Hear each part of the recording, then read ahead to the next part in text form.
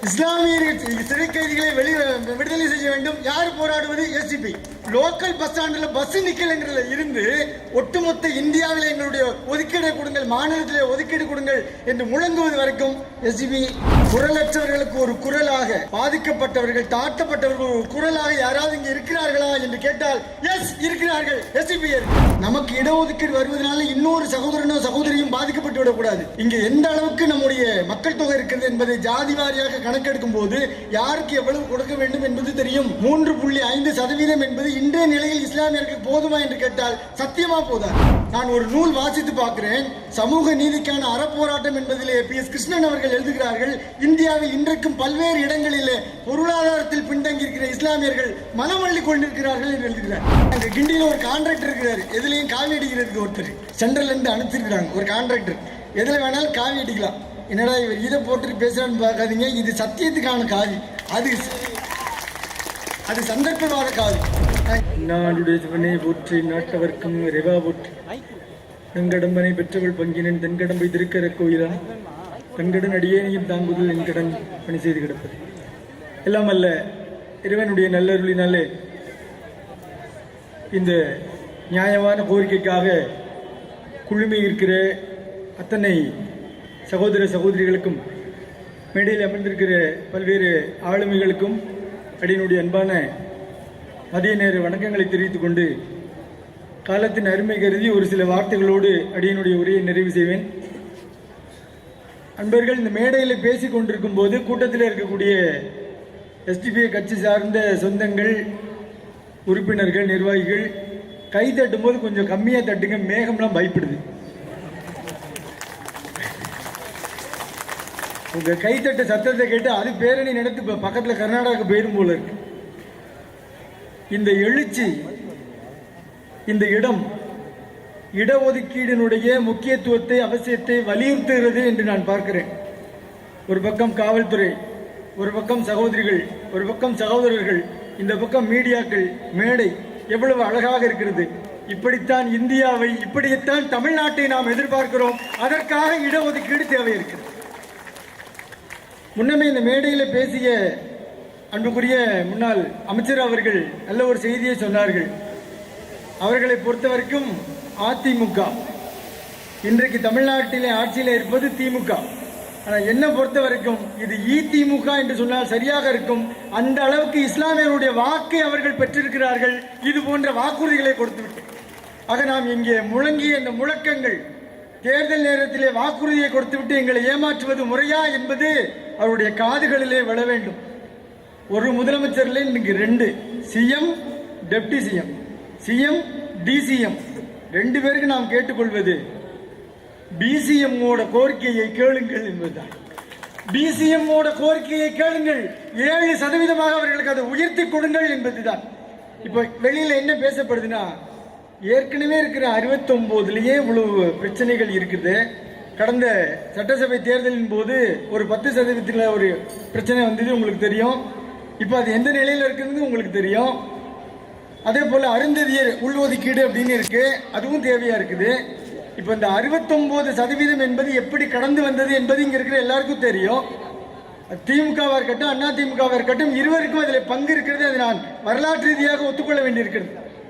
காரணம், இந்த 69% என்பது மற்ற மாநிலங்களை ஒப்பிடும் போது தமிழ்நாடு அரசு நமக்கு தந்திருக்கிறது மிகப்பெரிய ஒரு சலுகை என்பதை நாம் ஒத்துக்கொள்ள வேண்டியிருக்கிறது. அதற்கு முன்னாள் முதல்வர் திரு கலைஞர் அவர்களும் சரி, முன்னாள் முதல்வர் அம்மையார் ஜெயலலிதா அவர்களும் சரி மிக பாடுபட்டிருக்கிறார்கள் இந்த மக்களுக்காக, மாற்று கருத்து இல்லை.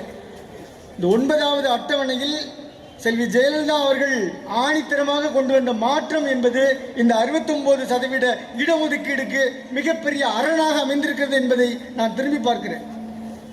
ஆக இது போன்ற கூட்டங்கள் நிகழும் பொழுதுதான் இளைஞர்களும் சரி, நம்முடைய அரசு பணியாளர்களும் சரி, ஒதுக்கீடு என்றால் என்ன என்பதையே திரும்பி பார்க்கிறார்கள். நான் என் அன்புக்குரிய சகோதரிகளை கேட்டுக்கொள்கிறேன், சகோதரிகளை கேட்டுக்கொள்கிறேன். மார்க்கம் சம்பந்தப்பட்ட கல்வி ஒரு புறம் என்றாலும் சமூகத்திலே நாம் இன்றைக்கு பிரதிநிதித்துவம் பெற வேண்டும் என்று சொன்னால் இந்த கல்வி முக்கியமாக இருக்கிறது. நாம் அந்த தகுதியை அடையும் போதுதான் நம்முடைய உரிமையை நாம் கேட்க முடியும். ஆகையினால தயவு கூர்ந்து சமூகத்திற்கான இந்த கல்வியை நீங்கள் ஏற்றுக்கொள்ள வேண்டும். ஆளுமை திறனை வளர்த்துக் கொள்ள வேண்டும் என்று நான் மேலும் கேட்கிறேன். காந்திஜி சொல்வார், ஒரு உரிமை நாம் பெற வேண்டும் என்று சொன்னால் நாம் நம் கடமையை செய்ய வேண்டும்.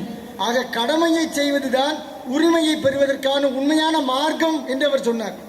இன்று நாம் இங்கே முழங்கிக் கொண்டிருக்கிறோம் என்று சொன்னால், மழையோ வெயிலோ இரவோ பகலோ, மதுரையில் ஒரு ஆர்ப்பாட்டம் சாயங்காலம் நடந்தது, கொட்டுற மழை.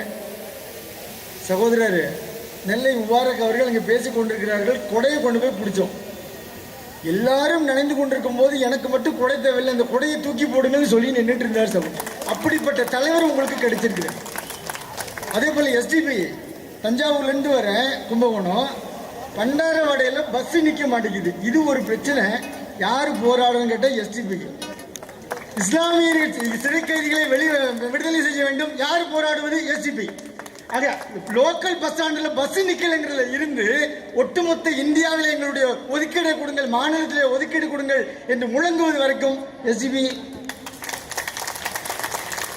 குரலற்றவர்களுக்கு ஒரு குரலாக, பாதிக்கப்பட்டவர்கள் தாழ்த்தப்பட்டவர்கள் ஒரு குரலாக யாராவது இங்கே இருக்கிறார்களா என்று கேட்டால் எஸ் இருக்கிறார்கள், எஸ்டிபி இருக்கிறார் என்று நம்மால் சொல்ல முடியும். தமிழ்நாட்டிலே இப்படி ஒரு கட்சி இதுதான், எஸ் டிவிஐ. அதே போல நபிகளார் செல்லவர்கள் சொல்லுவார்கள், குரலற்றவனுடைய குரலாக பாதிக்கப்பட்டவர்களுக்கு பின்னால் எவன் நிற்கிறாரோ அவருக்கு அவன் கூட இருப்பான். யார் இறை நம்பிக்கையோடு தன்னுடைய கடமையை செய்கிறார்களோ அவர்களுக்கு பிரதிநிதித்துவத்தை இறைவன் வழங்குவான்றார். இறைவன் சொல்லி காட்டுறான் திருக்குறான்ல. அந்த அடிப்படையில் சகோதரர்களை நாங்கள் உங்களோடு நிற்கிறோம். நாம் இங்கே இருந்து ஒத்த குரலாக தமிழ்நாடு அரசுக்கு முன்வைக்கிறோம்.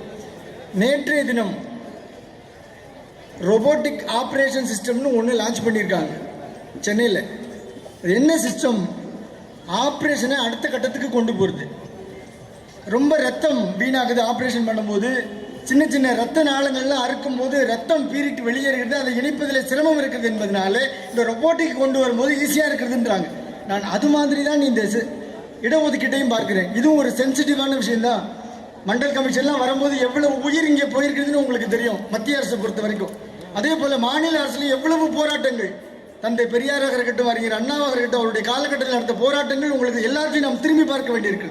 ஆக இதையெல்லாம் ஆழ்ந்து சிந்தித்து, எப்படி நம்முடைய சகோதரர் வேல்முருகன் அவர்கள் சொன்னது போல அனைவரும் அமர்ந்து பேச வேண்டிய ஒரு விஷயம் இது. நமக்கு இடஒதுக்கீடு வருவதனால இன்னொரு சகோதரனோ சகோதரியும் பாதிக்கப்பட்டு விடக்கூடாது. இங்கே எந்த அளவுக்கு நம்முடைய மக்கள் தொகை இருக்கிறது என்பதை ஜாதி வாரியாக கணக்கெடுக்கும் போது யாருக்கு எவ்வளவு கொடுக்க வேண்டும் என்பது தெரியும். 3.5% என்பது இன்றைய நிலையில் இஸ்லாமியர்களுக்கு போதுமா என்று கேட்டால் சத்தியமா போதாது. நான் ஒரு நூல் வாசித்து பார்க்கிறேன், சமூக நீதிக்கான அறப்போராட்டம் என்பதிலே PS கிருஷ்ணன் அவர்கள் எழுதுகிறார்கள், இந்தியாவில் இன்றைக்கும் பல்வேறு இடங்களிலே பொருளாதாரத்தில் பின்தங்கியிருக்கிற இஸ்லாமியர்கள் மனம் அள்ளி கொண்டிருக்கிறார்கள் என்று எழுதுகிறார். சாக்கடை அள்ளி கொண்டிருக்கிறார்கள் இஸ்லாமியர்கள். வெளியிருந்து பார்க்குறவங்க என்ன சொல்றாங்க? இஸ்லாமிய கிறிஸ்தவங்களாம் வெளிநாட்டிலிருந்து பணம் வருதுப்பா, எங்கேயோ இருந்து பணம் வருதுப்பா. அப்போ இது போல அங்கே வாழ்வாதாரத்தை தொலைத்து விட்டு நிற்பவர்களுக்கு இங்கே குரல் இல்லை சொல்வதற்கு. இது போன்ற ஒரு மேடை அமைத்தால் தான் மக்களுக்கு சென்று சேரும். எதற்காக இடஒதுக்கீடு என்பது தெரியும். ஏன் இங்க வந்து காத்து கிடக்கிறோம்? வந்திருக்கிறவங்களுக்கு எல்லாத்துக்கும் போஸ்டிங் கொடுக்க போறாங்களா? உங்களுக்கு, உங்க கையில் இருக்கிற குழந்தைகளுக்கு, உங்கள் வயிற்றில் இருக்கும் குழந்தை வரைக்கும் உரிமையை நாம் பெற்றுக்கொள்வதற்காகத்தான் இங்கே நிற்கிறோம் சகோதரிகளே. ஒரே ஒரு விஷயத்தை மட்டும் சொல்லி நான் நிறைவு செய்கிறேன். சமீபத்தில் ஒரு புத்தகத்தில் ஒரு கதை படித்தேன். ஒரு சின்னதாக 2 வரிகள் தான். ஒரு இடத்துக்குள்ளே புதுசாக ஒருத்தர் வந்து என்னையும் இங்கே வச்சுங்க, நானும் இங்கே தங்கணும்னு பிரியப்படுறேன், இது ஒரு ஆசிரமம் அப்படி எடுத்துக்கங்களேன், இங்கே நான் தங்கணும்னு பிரியப்படுறேன்னு ஒரு சாமியார் வர்றார். சொல்கிறாங்க, இங்கே ஏற்கனவே இருக்கிறவங்களுக்கு இடம் பத்தலப்பா, உனக்கும் இடம் கொடுத்தா நாங்களாம் எங்கே போகிறது அப்படின்றாங்க. அப்போது அந்த இடத்துல உள்ள தலைமை மடாதிபதி என்ன பண்ணுறார், இங்கே இடம் இல்லை என்பதை அவருக்கு சொல்லணும். ஆனால் அவருக்கு சொல்வதற்கு வார்த்தை இல்லை. அவர் என்ன பண்ணார், ஒரு கிண்ணம் நிறைய பால் இருக்கக்கூடிய ஒரு கிண்ணத்தை எடுத்து இப்படி வைக்கிறார். அந்த கிண்ணத்தில் பால் ததும்பி நிற்கிறது. இன்னும் ஒரு துளி விழுந்தாலும் அந்த பால் சிந்தும். இதை எடுத்து அவர் மேடையில் வைக்கிறார். வந்திருந்தவர் பார்க்கிறார், புரிஞ்சுக்கிட்டார், இங்கே இடம் இல்லை, நீ வெளியில் போகலாம் அப்படின்னு சொல்லி அவர் புரிஞ்சுக்கிட்டார். என்ன பண்ணார், பக்கத்தில் ஒரு தாம்பலத்தில் உதிர்ந்த ரோஜா பூ இதழ்கள் இருந்தது. அதை 4 அப்படி எடுத்து அந்த பால் மேலே அப்படி விட்டார். கப்பல் மாதிரி அது மிதந்துட்டு இருக்குது. அது பார்க்கறதுக்கு ஒரு அழகு. இது மட்டும் இல்லாத செய்தி என்னன்னா, நான் ரோஜா இதழ் போல இதை எடுத்து இது மேலே விட்டால் பால் சிந்தாது, அதற்கு நான் மேலும் அழகு சேர்ப்பேன் என்று சொன்னார். அதுபோல இஸ்லாம் சகோதரர்களுக்கு நீங்கள் ஜாதிவாரி கணக்கெடுத்து, மதவாரியான கணக்கெடுத்து, பொருளாதார வாரியான கணக்கெடுத்து இந்த ஒதுக்கீட்டை கொடுத்தால் நாட்டினுடைய உயர்ச்சிக்கு, வளர்ச்சிக்கு அவர்கள் சரியான பங்களிப்பை அழகான முறையிலே வழங்குவார்கள் என்பதை தெரிவித்துக் கொண்டு, ரோஜா பூ இதழை போடலாம், தாமரை இதில் போட்டுறாதீங்க, பாலை காவியாக்கிடும். நாங்கள் கிண்டியில் ஒரு கான்ட்ராக்டர் இருக்கிறாரு, எதுலேயும் காவி அடிக்கிறதுக்கு ஒருத்தர் சென்ட்ரல்லேருந்து அனுப்பிச்சிருக்கிறாங்க ஒரு கான்ட்ராக்டர், எதில் வேணாலும் காவி அடிக்கலாம். என்னடா இவர் இதை போட்டுட்டு பேசுகிறான்னு பார்க்காதீங்க, இது சத்தியத்துக்கான காவி, அது சந்தர்ப்பவாத காவி. நாங்கள் நிறைய சகோதரரை பார்க்குறேன். இன்னைக்கு கார்த்திகை 1ஆம் தேதி ஐயப்பன் கோயிலுக்கு மாலை போட்டுட்டு உங்களோட தோளோடு தோல் நின்று கொண்டிருக்கிறார்கள் சகோதரரை நான் பார்க்கிறேன். எல்லாம் வல்ல இறைவனை வேண்டுகிறேன், இந்த கோரிக்கை தமிழ்நாடு அரசினுடைய காதுகளுக்கு சென்று சேர்ந்து இந்த கோரிக்கை மட்டுமல்லாமல் இன்னும் இந்த சமூகத்திற்கு என்னெல்லாம் செய்ய வேண்டியிருக்கின்றதை இருட்டிலே எப்படி நாம் டார்ச்சை எடுத்து பார்ப்போமோ அதுபோல பார்த்து சமூகத்திற்கு பங்காற்ற வேண்டும் என்று மத்திய மாநில அரசுகளும் கேட்டுக்கொண்டு வாய்ப்புக்கு நன்றி கூறி அமைகின்றேன். வெற்றி வேல்முருகன் இருக்கிறது.